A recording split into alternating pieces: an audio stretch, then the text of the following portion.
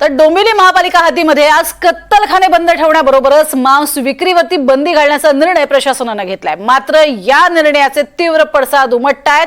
अशा प्रकारे राष्ट्रवादी काँग्रेस शरद पवार पक्षाकडून जितेंद्र आव्हाड यांनी पालिकेला इशारा दिलेला आहे की हे प्रकार खपून घेतले जाणार नाहीत। 15 ऑगस्टला मी मटण पार्टी ठेवणार आहे, कोण मला अडवणार असा इशारा आज त्यांनी दिलाय। तर शरद पवार मुख्यमंत्री असताना कत्तलखाना बंद करण्याचा निर्णय घेतला, याबद्दल आव्हाड पवारांना प्रश्न विचारणार का असा सवाल भाजप माध्यम प्रमुख नवनाथ बन यांनी केलाय।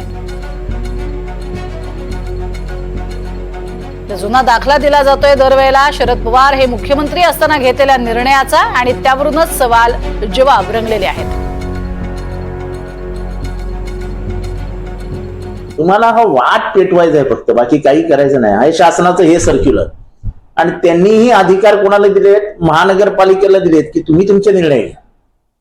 हा शासन निर्णय नाही, शासनाच्या सल्ल्यानुसार ह्याच्यात लिहिलेलं आहे।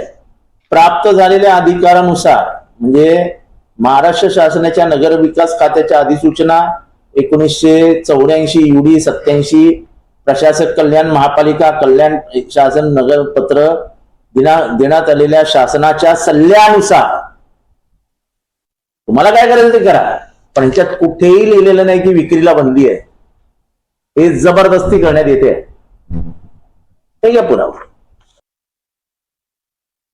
की अशा पद्धतीची नौटंकी जाणीवपूर्वक जितेंद्र आव्हाड यांच्याकडनं सातत्याने केली जाते।